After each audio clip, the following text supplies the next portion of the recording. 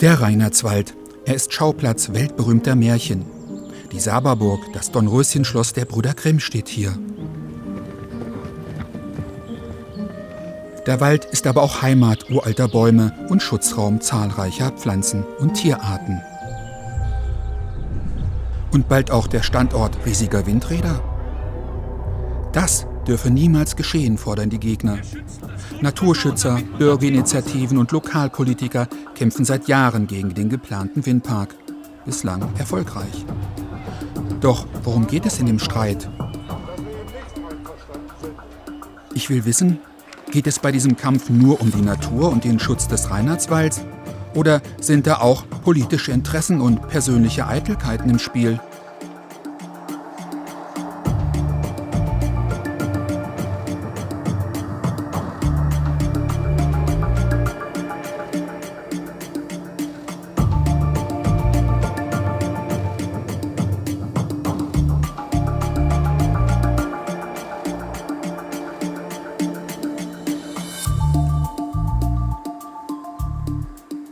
Grebenstein, ein Städtchen in der Nähe des Reinhardswalds.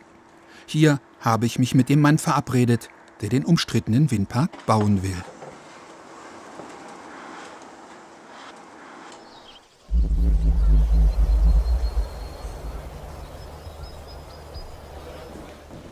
Zusammen mit der Energiegenossenschaft Reinhardswald und den kommunalen Energieversorgern hat Ralf Paschold den Windpark als ein Projekt geplant, das die Energiewende in Nordhessen einen großen Schritt voranbringen soll. Und dabei spiele die Windkraft eine zentrale Rolle, erklärt er mir.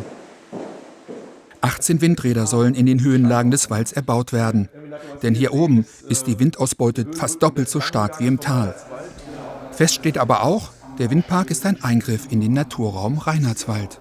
Ich bin hier geboren, ich bin hier aufgewachsen. Ich kenne den Reinhardswald wie meine Westentasche und deswegen geht man auch mit dem Reinhardswald genauso behutsam um wie mit anderen Projekten. Also von daher hat man als Mensch, dem die Natur am Herzen liegt, natürlich eine gewisse Sensibilität. Und so sind wir auch im Reinhardswald vorgegangen.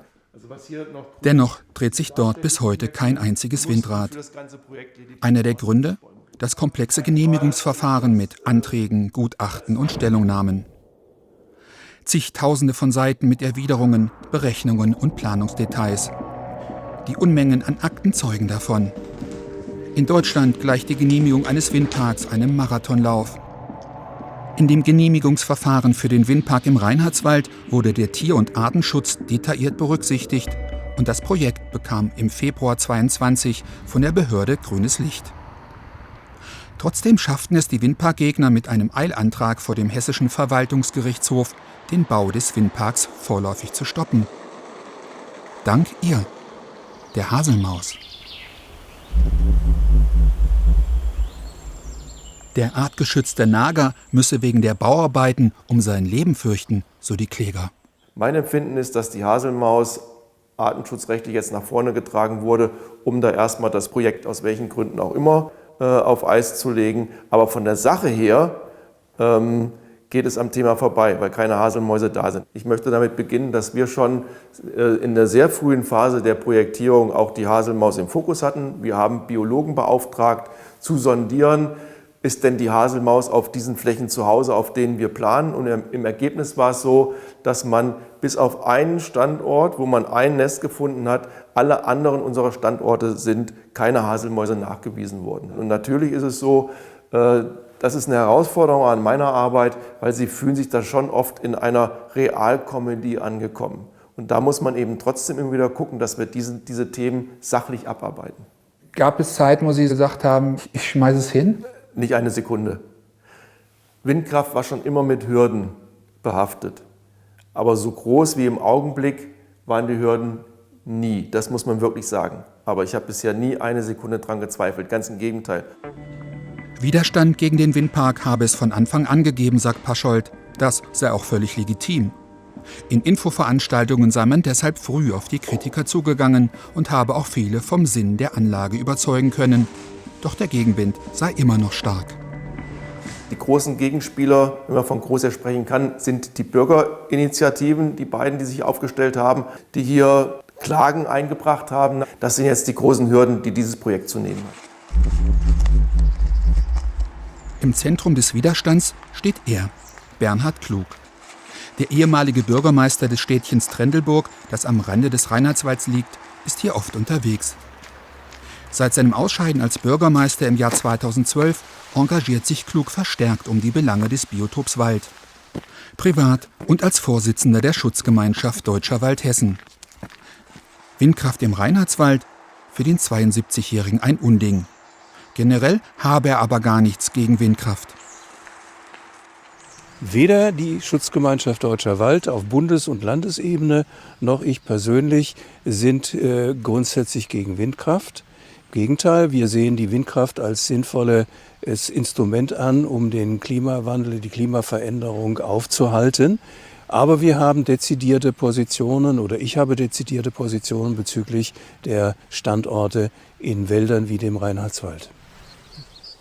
Für sich selbst hat Klug im heimischen Garten ein Biotop erschaffen. Rückzugsräume für Vögel, Insekten oder Frösche. Hier tanke er Kraft, sagt er, denn der Kampf gegen den geplanten Windpark fordere einen langen Atem. Klug sieht sich nicht nur als Beschützer des Waldes, sondern auch als Bewahrer des Biotops mit all seinen Bewohnern. Klimaschutz und Naturschutz und Artenschutz müssen sich nicht widersprechen. Nur wenn ich den Klimaschutz im Grunde genommen als öffentliches Interesse höher werte als der Artenschutz, dann habe ich damit enorme Probleme. Der Wald ist im Grunde genommen der Klimaschützer Nummer 1. Und wenn ich den Wald als solche und auch den Artenschutz vernachlässige, dann ist der Klimaschutz meiner Ansicht nach nicht zu erreichen. Der Reinhardswald ist ein Hotspot, sowohl was Fauna als auch Flora angeht. Und was wir in erster Linie kritisieren, ist neben den fachlichen Fehlern, die seitens der Projektierer gemacht werden, auch die Vorgehensweise, dass man also im Grunde genommen versucht, Facts, vollendete Tatsachen zu schaffen. Vollendete Tatsachen? Damit meint Klug, dass nach der Erteilung der Baugenehmigung im Februar 2022 mit den Bauarbeiten begonnen wurde. Dadurch sei die artgeschützte Haselmaus aus ihrem angestammten Biotop aufgeschreckt und vertrieben worden. Fakt ist, die Bauarbeiten waren zu diesem Zeitpunkt von der Behörde genehmigt. Klug zog mit einem Eilantrag vor Gericht und erwirkte im Mai einen vorläufigen Stopp der Arbeiten. Ganz zur Freude der Gegner des Windparkprojekts, zu denen auch er gehört. Oliver Penner von der örtlichen Bürgerinitiative Rettet den Reinhardswald. Auch Oliver Penner kämpft seit Jahren gegen den Windpark. Mitten in solche Waldgebiete plant man wirklich Windindustrieanlagen und große, breite Schneisen, Straßen. Gerade hier, der Waldboden, ist natürlich immens wichtig auch und eine CO2-Senke, der ist ja gespeichert. Und die Baumaßnahmen, die hier stattfinden, die sind in dem Sinne Bundesstraßen- und Autobahn-like, was an Waldboden rausgenommen werden muss und dann wieder verdichtet werden muss mit Schotter. Wir haben über 1000 Einwendungen, wirklich fundierte Einwendungen geschrieben mit wirklich Leuten von Experten. Und es ist ja fragwürdig, wenn man 18 Anlagen beantragt, dass 18 genehmigt werden. Und hier sind wir an einem Standort, wo das RP Kassel selber gesagt hat, hier keine Anlage, dort oben auch keine Anlage und dahinter auch keine Anlage. Und diese Sache, die ist nicht, also man hatte gesagt, diese 3 Anlagen sind nicht genehmigungsfähig. Ein Jahr später hat man die, sage ich mal, die eigene Behörde, die musste das zurücknehmen und sagen, na, es ist doch genehmigungsfähig. Das spricht ja da Bände, dass doch schon immens politischer Druck hinter diesem Projekt steht. Oliver Penners Vorwurf? Das Kasseler Regierungspräsidium sei von der schwarz-grünen Landesregierung unter Druck gesetzt worden, die Standorte wieder für den Bau des Parks freizugeben. Kann das sein? In einer Stellungnahme schreibt mir das Kasseler Regierungspräsidium: Erfüllt ein Genehmigungsantrag die rechtlichen Voraussetzungen, so ist die Genehmigung zu erteilen. Genau dies ist bei den 18 genehmigten Anlagen im Reinhardswald erfolgt. Das Fazit des Regierungspräsidiums: Seitens der hessischen Landesregierung hat es keine politische Einflussnahme auf das Genehmigungsverfahren gegeben. Nach der Haselmaus-Klage ist Oliver Penner dennoch zuversichtlich, dass der Windpark noch gestoppt werden kann. Deswegen denken wir, dass wenn die Gerichte das genau aufmerksam lesen, was wir alle eingewendet haben, dass dieser Windpark nicht genehmigungsfähig ist. Oliver Penner weist mich am Ende des Interviews auf die Internetseite seiner Initiative hin.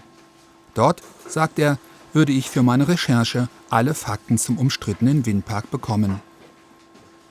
Die Seite heißt »Rettet den Reinhardswald« und ist professionell gestaltet. Mir fällt auf, dass sich Oliver Penner mit seinem Internetauftritt intensiv an die Medien wendet. Diese berichten deutschlandweit über den Protest. Oliver Penner bietet auf seiner Website Fotos zum Download an, die er zum Teil selbst aufgenommen hat.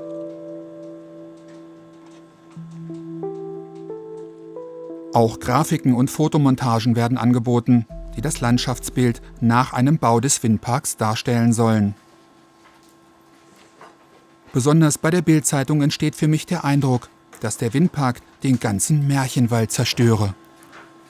Alles Dinge, die mit der Wirklichkeit, mit unserer Planung überhaupt nichts zu tun haben. Aber genau in genau diesen Knopf möchte die BI dann drücken, mit Falschinformationen, Bildern bei den Menschen erzeugen, um gegen dieses Projekt Stimmung zu machen. Die große Herausforderung war, gegen die ganzen Fake News immer wieder anzuarbeiten, die auch zum Teil in der örtlichen Presse 1:1 den Eingang gefunden haben. Das waren Beispiele wie die Zuwegungen werden 8 Meter breit sein, die Verbindungen der Windkraftanlagen untereinander, das wird alles überirdisch laufen. Es passen 400 Anlagen in Reinhardswald. Wenn man diese Dinge recherchiert, wenn man mit uns spricht, ganz klar kommen die Zahlen, Daten, Fakten auf den Tisch und man kann das widerlegen. Auch Oliver Penners Website liefert Fakten. 1 Million Quadratmeter Waldzerstörung aus Profitgier lese ich. Das hört sich nach viel an. Umgerechnet ist das aber nur 1 Quadratkilometer. Der gesamte Reinhardswald ist aber 200 Quadratkilometer groß. Das heißt, dass der Windpark nur 0,5% der Waldfläche benötigt. Und selbst das sei falsch, sagt der Windparkplaner.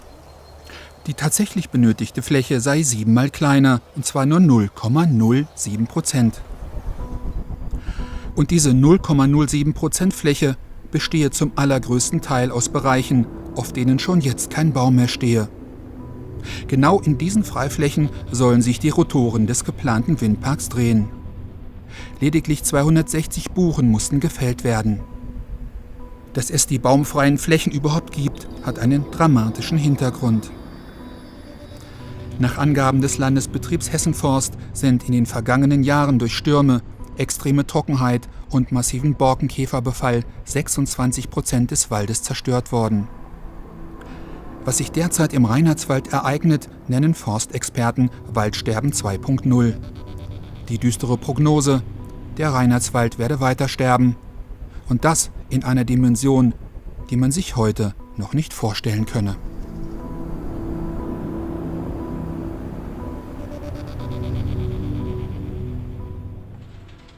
Warum geht Bernhard Klug, der auch im Vorstand der Schutzgemeinschaft Deutscher Wald sitzt, so vehement gegen den Windpark vor? Auf der Webseite der vor 75 Jahren gegründeten Vereinigung erfahre ich, man setze sich zwar für den Erhalt des Biotops Wald ein, schließe aber den Bau von Windkraftanlagen in Wäldern nicht kategorisch aus. Wie passt das zu Bernhard Klugs Widerstand gegen den Windpark? Während meiner Recherche erfahre ich von einem Mitarbeiter der am Windpark beteiligten Stadtwerke Kassel, Bernhard Klug habe sich im Jahr 2012 an ihn und einen weiteren Kollegen gewandt und ihnen gegen Honorar Lobbyarbeit angeboten. Und zwar nicht nur für den geplanten Windpark im Reinhardswald, sondern auch für die geplanten Windparkprojekte im Sörewald und Kaufhungerwald. Der heutige Gegner des Windparks im Reinhardswald wollte also vorher Lobbyarbeit für das Projekt machen? Stimmen die Aussagen des Mitarbeiters? Das will ich von Bernhard Klug persönlich wissen. Also in der Kombination langjährige Erfahrung im kommunalen Bereich und gleichzeitig langjähriges Engagement für Umwelt- und Naturschutz bin ich natürlich in die Zielgruppe der Projektierer geraten. Aber jetzt speziell, dass Sie hier auch Ihre Kooperation den Projektierern hier angeboten haben, Nein. das stimmt nicht. Klare Aussage, nein. Definitiv. Ja. Ich treffe Lars Rotsche, der an dem Gespräch damals beteiligt war, und konfrontiere ihn mit Klugs Aussage, er sei von ihm eingeladen worden. Herr Klug hat sich bei uns selbst eingeladen. Er hat eine Initiativbewerbung geschickt, um unsere Projekte, unsere Windprojekte, die wir ja hier in den ganzen nordhessischen Wäldern, Kaufungen, Sörewald, Reinhardswald zu dem Zeitpunkt geplant haben, zu unterstützen. Seine Idee war, er wollte die Bürgermeister, er als ehemaliger Bürgermeister, wollte seine Rolle nutzen und wollte Bürgermeister in der Region Nordhessen dann in unserem Namen aufsuchen und dort unsere Windprojekte in den Wäldern promoten. Und dann haben wir gesagt, ja, schönen Dank für Ihren Vorstoß und für Ihr Angebot, aber wir haben ihm nett und freundlich gesagt, dass wir das nicht nötig haben, dass wir ihn also nicht benötigen. Lars Rotsche hat den Windpark im nahegelegenen Kaufunger Wald mittlerweile realisiert. Auch hier, erzählt er mir, habe es Bedenken und Widerstände gegeben. Wir haben hier nichts anderes gemacht als im Reinhardswald. Wir haben den Leuten frühzeitig klargemacht, was wir vorhaben. Wir haben die Leute versucht, intensiv mitzunehmen. Wir haben die gleiche Anzahl von Infomärkten gemacht wie im Reinhardswald. Wir haben aber auch von vornherein auch Leute gehabt, die gesagt haben, das finden wir gut. So profitieren zum Beispiel die Forstbesitzer, die für die Windparkflächen Pacht bekommen. Durch die Einnahmen können sie kahle Waldbereiche neu bepflanzen. Geld, das ohne die Anlage nicht zur Verfügung stünde. Zurück in den Reinhardswald, ins Städtchen Trendelburg. Hier wohnt nicht nur Bernhard Klug, sondern auch ein Mann, der den Kampf gegen den Windpark ebenfalls seit Jahren führt. Er ist Lokalpolitiker und organisiert den Protest vor Ort.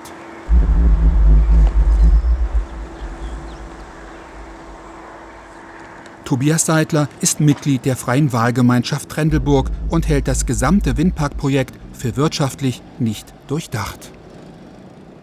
Uns ist klar, dass wir einen Klimawandel haben. Uns ist absolut bewusst, dass wir auch möglichst viele Anstrengungen unternehmen müssen, um dem entgegenzutreten. Und dafür ist es aber notwendig, dass ich mit Wissenschaftlern, mit sachlich fundierten Leuten eine Entscheidung treffe und nicht eine politische Entscheidung. Der Windpark im Reinhardswald ist aus unserer Sicht eine politische Entscheidung. Die Fakten sprechen dagegen und trotzdem will man es durchboxen. Man kann den Eindruck gewinnen, dass das Thema letztendlich in Wiesbaden entschieden wird. Aber wenn man dem Sachverstand und den Fakten und die Umstände, die hier bei diesem Thema zu betrachten sind, berücksichtigt, gehen wir davon aus, dass letztendlich vor Gericht entschieden wird, dass der Windpark nicht gebaut werden darf. Zumindest die Mehrheit der Anlagen. Die hessische Landesregierung. Um den Bau der Anlagen zu verhindern, tritt Tobias Seidler nicht nur regelmäßig in den Medien auf. In seiner Freizeit organisiert der Vermögensberater auch immer wieder Demos gegen den Windpark. Es regnet in Strömen, ihr seid da und das ist klasse. Der Widerstand der Windparkgegner vor Ort wird von Tobias Seidler regelmäßig befeuert. Er hat ganz offensichtlich die Fähigkeit, die Menschen zum Protest zu motivieren.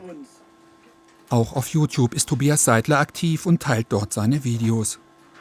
Eines dieser Videos zeigt Seidler 2017 in Berlin zusammen mit Nikolai Ziegler. Auch er stammt aus Nordhessen und ist kein Unbekannter in der deutschen Anti-Windkraft-Szene. Ziegler sorgte 2021 für bundesweite Schlagzeilen. Recherchen von Greenpeace hatten den Verdacht nahegelegt, dass er als Fachreferent im Bundeswirtschaftsministerium Einfluss auf den Ausbau der Windkraft genommen haben könnte.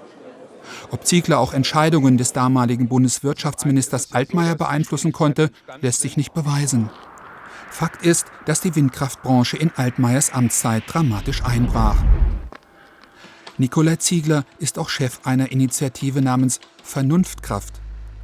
Sie ist gegen die von der Bundesregierung geplante Energiewende und setzt weiter auf fossile Energieträger wie Gas, Kohle oder auch Atomkraft. Außerdem lehnt sie die Windkraft komplett ab. Auf der Homepage erfahre ich, dass Vernunftkraft Hunderte von Anti-Windkraft-Initiativen in ganz Deutschland unterstützt. Mit Flyern und Plakaten, die dort zum Download angeboten werden.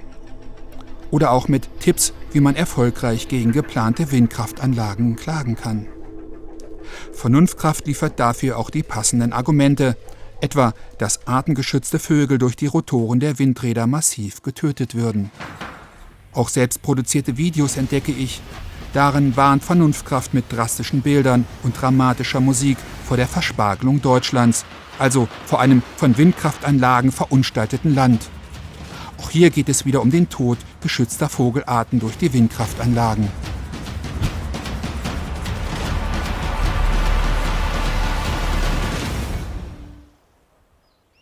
Besonders der unter Artenschutz stehende Rotmilan soll Opfer der Rotoren sein und deshalb in seinem Bestand gefährdet.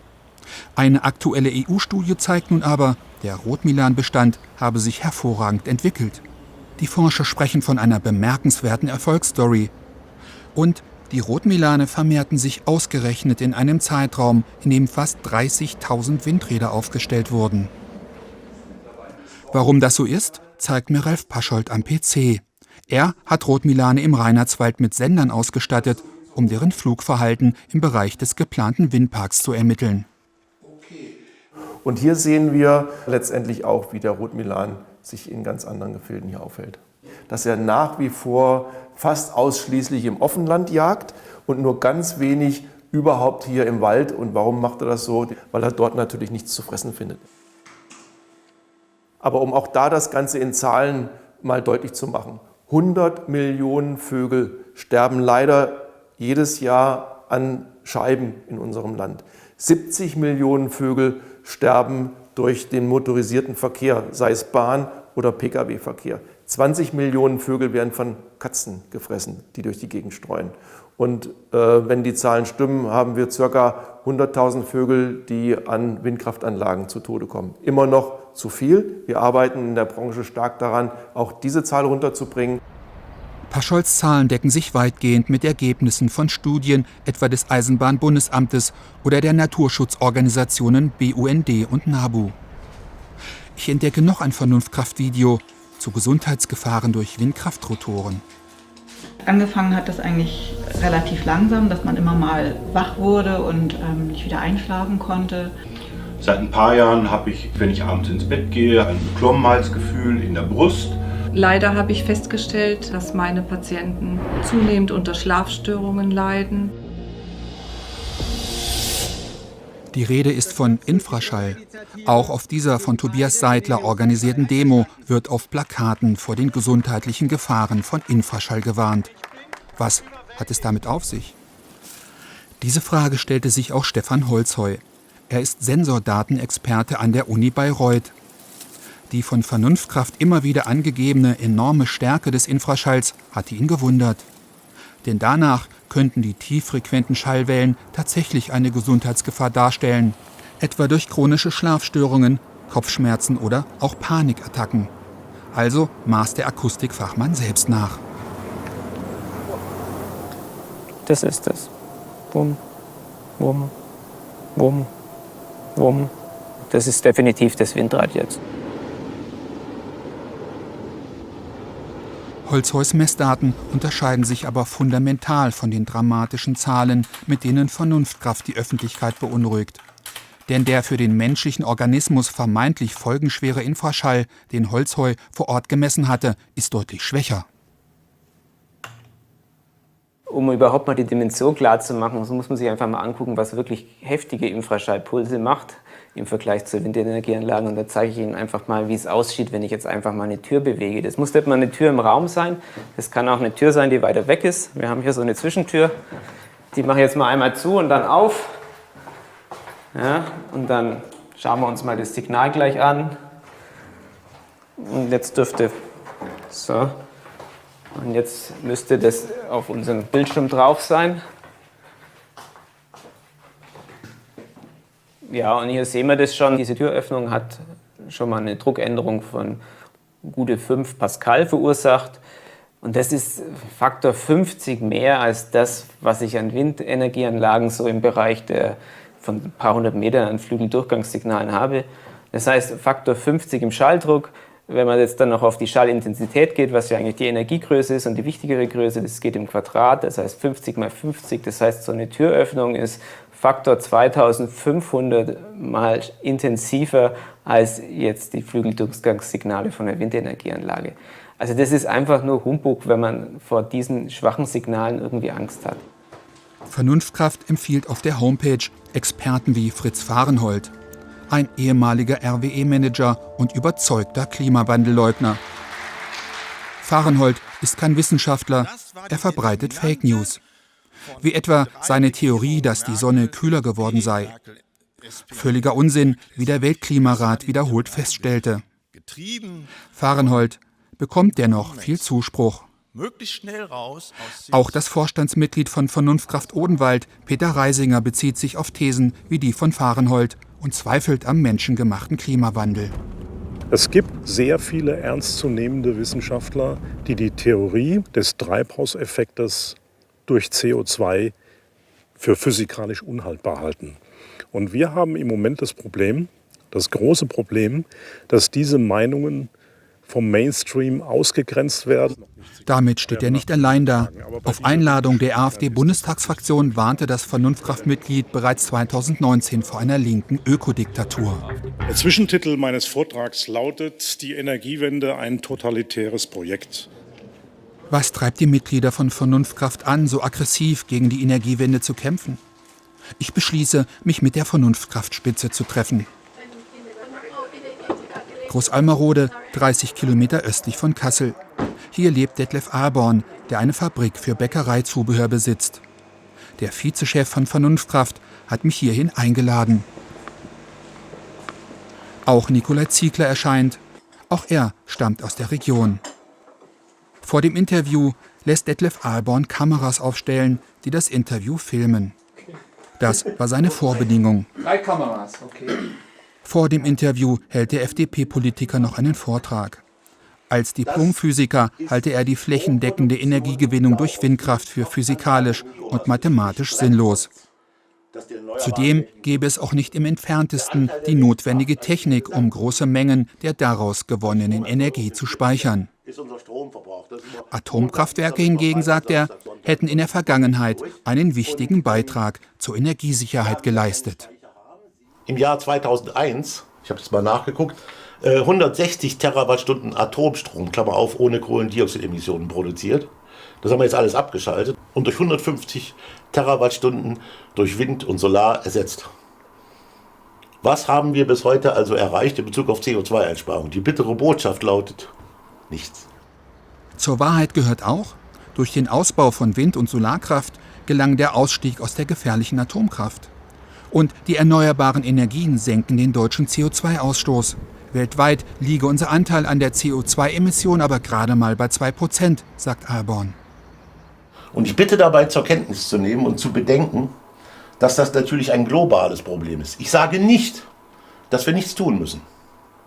Aber ich sage, die Länder, nämlich namentlich Indien, China, Indonesien, da reden wir von 3,+x Milliarden Menschen. Also wenn wir die Kohlendioxidemissionen von Deutschland in 3 Jahren auf 0 gefahren haben, wird das kompensiert sein durch den Zuwachs in China und Indien. In Bezug auf die Klimawirkung haben wir überhaupt keine Chance, etwas zu bewirken.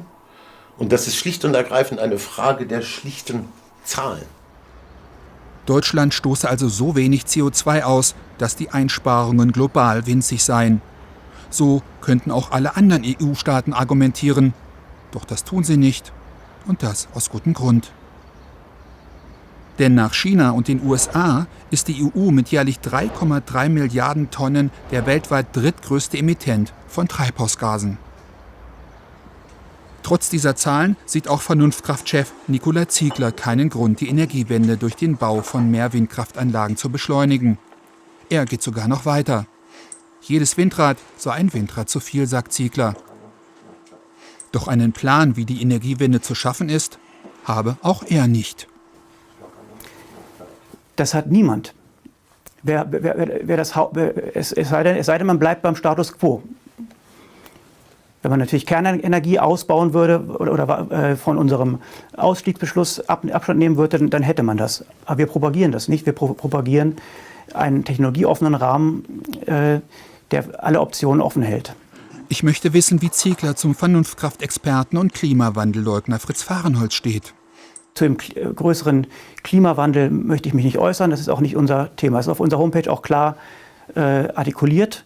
Und das ständige Nachfragen empfinde ich als den Versuch, uns in eine solche vermeintliche Klimaleugner-Ecke zu buxieren. Das ist der Versuch, uns vom politischen Prozess auszuschließen. Und da wehre ich mich ganz entschieden dagegen. Warum aber wird Klimawandelleugner Fritz Fahrenholz dann so prominent beworben, wenn der Klimawandel gar kein Thema für Vernunftkraft ist? Und was ist mit Peter Geisinger, der als Gastredner bei der AfD-Bundestagsfraktion auftrat, oder mit Mitgliedern, die zu Querdenker-Demos aufrufen? Es gibt sogar Leute, die rufen dazu auf, Fahrgemeinschaften zum Bayern-München-Spiel zu machen. Das können die handhaben, wie sie wollen. Was mein Verantwortungsbereich betrifft, die Bundesinitiative Vernunftkraft, gibt es keine Nähe zu irgendwelchen Gruppierungen oder Parteien. Zum Schluss dann noch ein Durchhaltegruß an Bernhard Klug und seine Mitstreiter. Ich kann den Klagenden nur maximalen Erfolg wünschen und bin auch voller Hochachtung vor den dort engagierten Menschen, die das wirklich seit nunmehr 10 Jahren sich dagegen wehren. Und insofern meine volle Sympathie, wünsche Ihnen für jeden Erfolg. Erfolg wünscht sich auch der Trendelburger Lokalpolitiker und Demo-Organisator Tobias Seidler, der Nikolai Ziegler in Berlin interviewt hatte. Kurz davor hatte er den Vernunftkraftchef bereits nach Trendelburg eingeladen, im Rahmen einer von der Freien Wahlgemeinschaft organisierten Veranstaltung. Dort hatte Ziegler seine Thesen zum Unsinn der Windkraft propagiert. Tobias Seidler will von Zieglers Standpunkten damals allerdings nicht viel gewusst haben. Meine Aufgabe war es, eine fachliche Veranstaltung zu organisieren, die das Thema Windkraft für Trendelburg beleuchtet. Und wir haben Fragen vorgegeben und darauf wollten wir Antworten haben. Und das war jetzt keine allgemeine Informationsveranstaltung, wo die erzählen konnten, was sie wollten. Das heißt, Sie wussten gar nicht, was das für eine Vereinigung ist, wo der Herr Ziegler ist? Nee. Sie kannten Vernunftkraft gar nicht? Doch, ich kannte Vernunftkraft vom Hörensagen. Naja, es gab also viele, die aus den verschiedenen Bürgerinitiativen, die sagen, Mensch, da gibt es welche, die referieren, die sind in Ordnung, das versteht man. Ich habe mir Videos angeschaut, wo die referiert haben. Ich habe mir Vorträge angehört, habe überprüft, sind das Argumente, mit denen wir umgehen können? Passt das? Habe auch andere Quellen gefragt, Leute aus dem Bereich der Energieversorgung. Ist das in Ordnung? Stimmt das? Mein fachliches Feedback ist überschaubar. Und die haben mir bescheinigt, ja, das ist in Ordnung, das stimmt, was die sagen. Fachlich alles korrekt. Und dann haben wir die genutzt. Also aus dem Bürgerinitiativen haben Menschen gesagt, Mensch, es gibt Vernunftkraft, die unterstützen uns. Ja. Mhm. Bin Mitglied bei Vernunftkraft. Sie sind Mitglied bei Vernunftkraft? Ja, mit, ich weiß nicht, 30 € Spendenbeitrag. Nach diesem Gespräch schickt mir Tobias Seidler eine Mail. Er will mir die Veröffentlichung des Interviews untersagen. Ich frage mich, hat auch PR-Profi Oliver Penner Kontakte zu Nikolai Ziegler und Vernunftkraft? Bei meiner Recherche entdecke ich eine Seite der Initiative Pro Märchenland, deren Chef Oliver Penner ist. Darauf Links zu anderen Bürgerinitiativen. Und unter dem Stichwort Fakten statt Mythen eine Verlinkung zur Vernunftkraft. Einige Tage später meldet sich Oliver Penner bei mir. Er kündigt an, eine Bombe platzen zu lassen, falls wir einseitig über den Protest berichten würden. Ein Interview dazu lehnt er ab. Aber er räumt unumwunden ein, dass er Vernunftkraftchef Nikolai Ziegler schon seit vielen Jahren kenne und mit ihm per Du sei. Ist Bernhard Klug vielleicht auch per Du mit Nikolai Ziegler? Ich entdecke ein Video aus dem Jahr 2014. Es zeigt Nikolai Ziegler auf der Gründungsfeier des Vernunftkraft-Landesverbandes Hessen. Mit auf dem Podium Detlef Ahlborn und Bernhard Klug. Denn Vernunftkraft. Bernhard Klug wird sogar zum Vorsitzenden des Vernunftkraft-Landesverbandes Hessen gewählt. Ich frage mich, wie kann es sein, dass sich Klug als Fan der grünen Energiewende zum Hessen-Vorsitzenden eines Anti-Energiewende-Vereins wählen lässt und ihn auch noch selbst gründet? Ich habe ihn nicht gegründet, sondern ich war dort Mitglied und an führender Stelle, habe allerdings dort auch Tendenzen gesehen, die mir nicht so ganz behagt haben.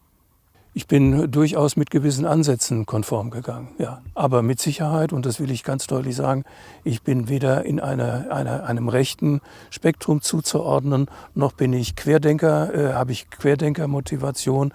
Ich bin nur kritisch, weil ich sehe, dass es hier in erster Linie um den Wald geht. Sind Sie denn noch Mitglied bei Vernunftkraft? Ich bin noch zahlendes Mitglied, ja, aber nur auf dem Papier.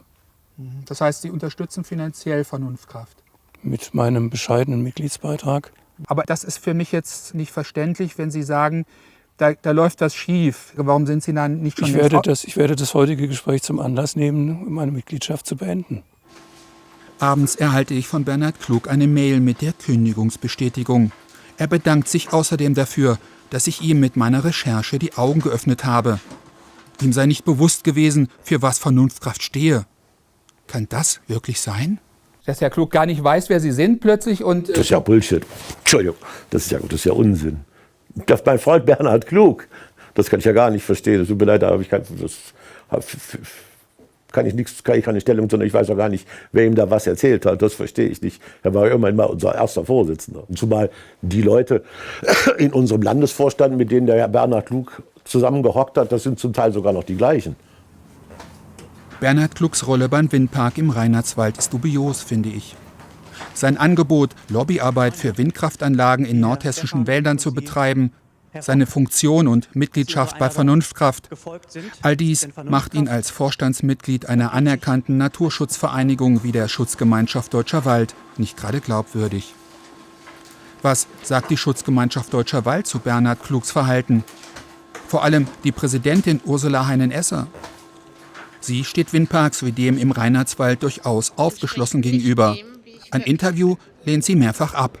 In einer Stellungnahme schreibt mir der Geschäftsführer, es handelt sich bei ihrem Thema um eine regionale Angelegenheit des SDW-Landesverbandes Hessen. Herr Klug engagiert sich hier mit großem Einsatz für Themen rund um den Wald. Landesverbandliche Themen werden im Präsidium nur selten besprochen. Ist das wirklich nur eine regionale Angelegenheit? Der Kampf um den Reinhardswald jedenfalls ist über die Grenzen Hessens hinaus zu einem großen Thema geworden.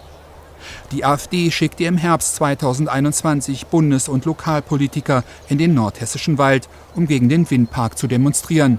Mit dabei die Klimawandelleugner Steffen Kottré und Carsten Hilse. Heimatschutz liegt uns am Herzen. Also wer die Heimat liebt, der möchte sie natürlich auch schützen. Auch ein Video mit tragender Musik wurde im Protestcamp von der AfD gedreht. Es hatte eine klare Botschaft an alle Windkraftgegner. Wer gegen Windkraft in Deutschlands Märchenwald ist, muss AfD wählen. Für die jüngere Zielgruppe marschierte die AfD-Jugendorganisation Junge Alternative in den Märchenwald ein. Auch hier das Motto: Deutsche Natur, Kultur und Heimat schützen. Orte wie der Reinhardswald stehen sinnbildlich für den deutschen Mythos Wald. Sagen und Märchen haben hier ihren Ursprung. Am Ende des selbst gedrehten professionellen Films wurde dem Märchenwald ein neues, frisches Bäumchen gespendet. Weniger freundlich machten sich die rechtsextremen sogenannten Reichsbürger im Reinhardswald zu schaffen. Sie beließen es nicht bei Plakaten wie diesem hier. Sie verschickten auch anonyme Drohbriefe an Befürworter des Windparks. Auch bei der Familie einer Windkraftbefürworterin landete ein Schreiben. Darin wird mit der Enteignung und Verfolgung der Familie bis in die 3. Generation gedroht, sollte sie nicht dafür sorgen, dass das Windkraftprojekt gestoppt wird. Aus Angst möchte die Frau anonym bleiben. Wir haben den Brief im August 2019 erhalten. Das waren gerade 6 bis 8 Wochen nach dem Mord an dem Herrn Lübke, dem Kasseler Regierungspräsidenten. Und das nach Anfeindungen, die man schon über sich ergehen lassen musste, weil man sich pro Windkraft geäußert hat. Und vor allen Dingen war ich als Mutter da sehr, sehr emotional, muss ich sagen. Ergriffen und wirklich eingeschüchtert und verängstigt, mich überhaupt noch in der Öffentlichkeit zu diesem Thema erneuerbare Energien zu äußern. Also wir haben das dann auch an den Verfassungsschutz weitergeleitet und kurz darauf ging es dann auch durch die Medien, dass man in Berlin in einem Büro der Reichsbürger eine komplette Durchsuchung gemacht hat. Der Druck ging dann auch so weit, dass mein Mann und ich persönlich auf Social-Media-Kanälen wie Facebook oder auch in unserer lokalen Presse namentlich genannt wurden. Also vor allen Dingen mein Mann auch persönlich angegriffen wurde.